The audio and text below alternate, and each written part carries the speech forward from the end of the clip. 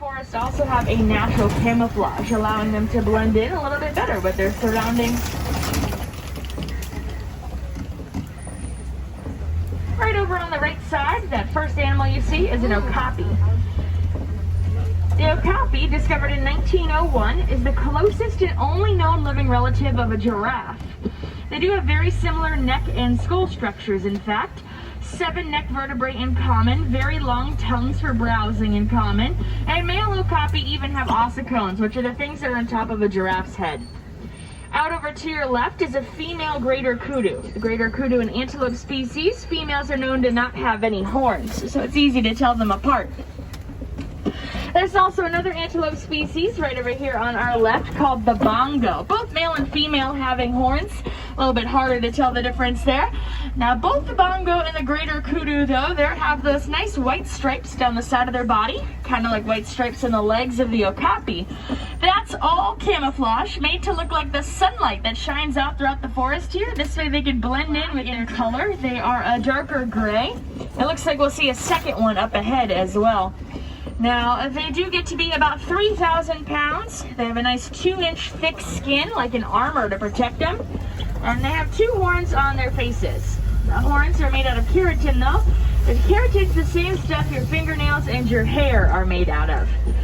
Now, unfortunately, those rhino are poached for those.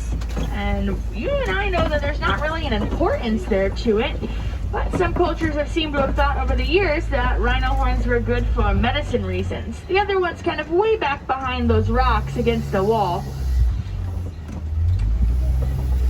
Now, there are less than 5,000 black rhino left in the entire world because of poaching. They are critically endangered. And unfortunately, 3 of the 5 rhinoceros species are critically endangered, with 2 of them also being threatened. It's a fairly big issue out there, but thankfully now with science and technology that we know that rhino horns are made out of keratin, we can work to spread that knowledge to help stop poaching before it is too late.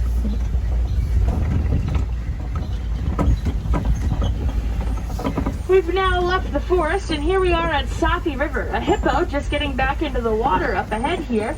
Oftentimes hippos spend a pretty good majority of their day in the water, and they'll usually come out at night to travel for miles along the banks for food. There's actually 2 hippos here.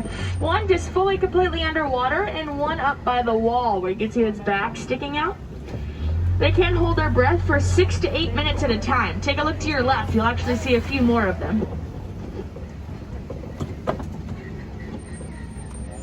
Now you'll notice their eyes, ears, and nose are at the very top of their head. That allows them to just peek their head out to get air when they want to. But also when they move around, they do sink all the way down to the bottom. Foot-wide wingspan, making them a large bird there. Around 500 pounds, pretty good size there. They're also ectothermic or cold-blooded. They can regulate their very own body temperatures. So oftentimes they really don't move around a lot, and that's just them using that way to conserve that heat. Oftentimes they're on the land there, sometimes they have their mouth open as they work to release internal body heat and kind of cool down there. And if they get far too warm, they just travel back into the water to cool off. Conservation out here. Without these animals, the area here would cease to exist because just their normal everyday eating styles is what's going to help out. Now you might already see a giraffe out there, but it looks like we're also going to see the wildebeest just down here at the bottom.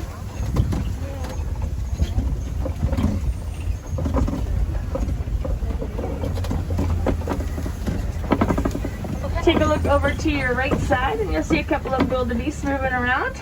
They are the second most densely populated mammal, just right behind us as humans. Now there's also giraffe. There's one right here in front of us. It looks like it's crossing the road. The giraffe are the tallest land mammal. They stand at about 18 to 20 feet tall. Now, when they are first born, they are 6 feet tall. They need to be able to reach their mothers for nursing, fairly important to them there. Now, it looks like we might be stopped here for just a moment, depending on how far this giraffe decides to move in for those leaves.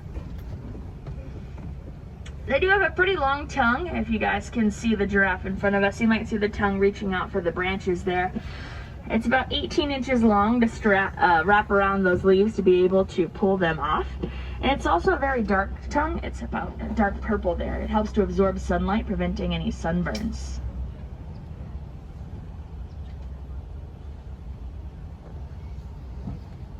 tell the difference between those species. Ooh, closer.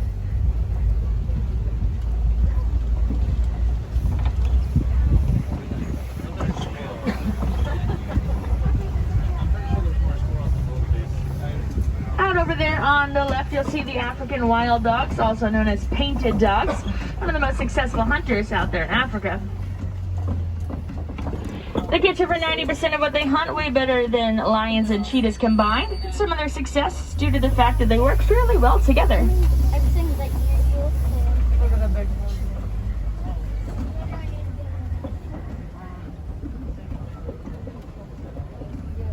Now, there's also the Ankole cattle there.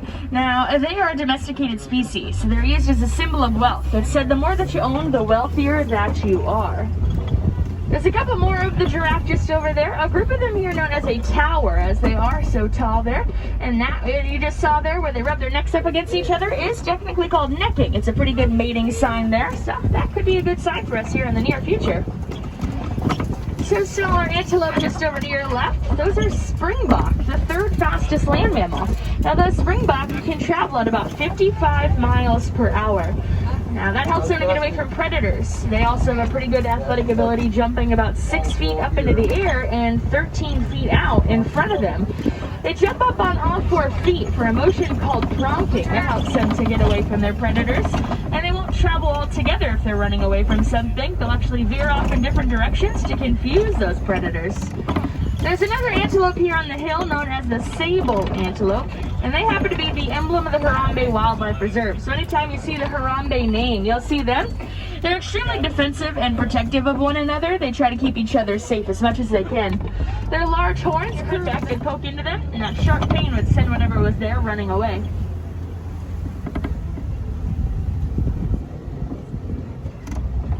Now, it looks a little bit quiet on the far end over here, but that is all right. We're going to travel forward here, and just a little bit, we're going to be into the part of the savannah that is elephant territory. And up ahead also is where the troop of mandrill monkeys like to hang out. So hopefully something is out and about up here.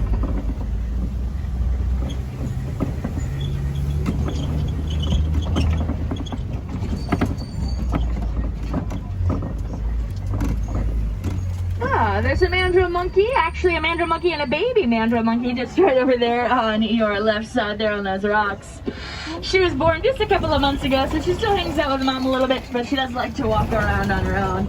Out over there on your right side, there's also the African elephant. Now, they're about 15,000 pounds, so they're the largest land mammal there.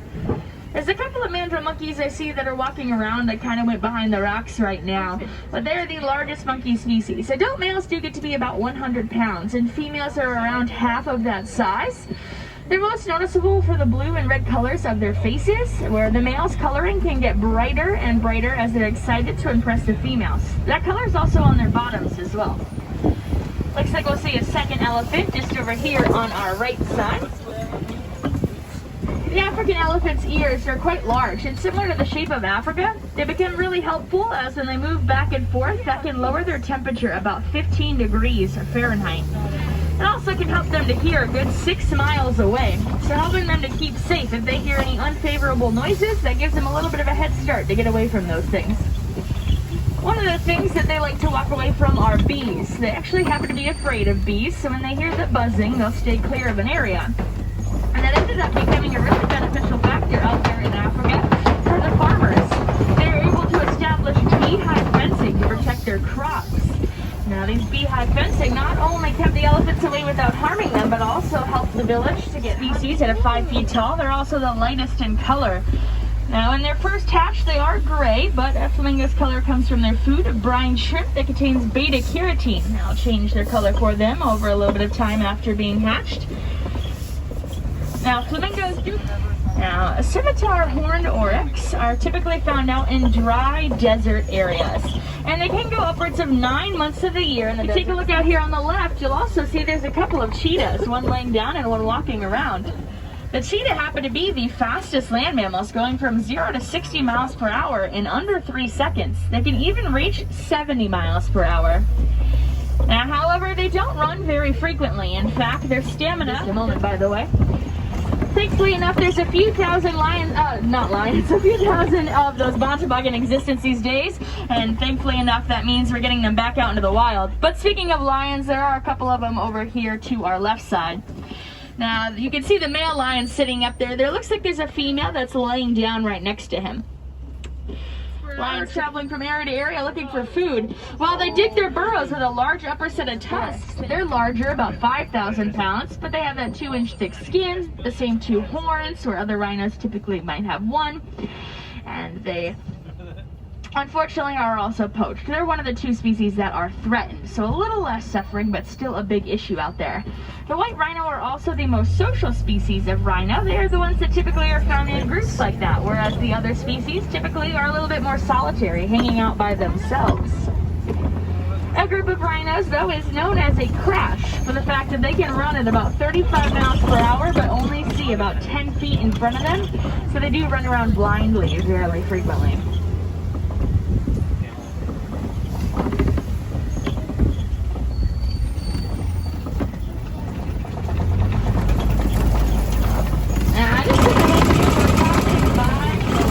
House, and it looks like the warden's goats are having some fun up here on top of his Jeep in his house.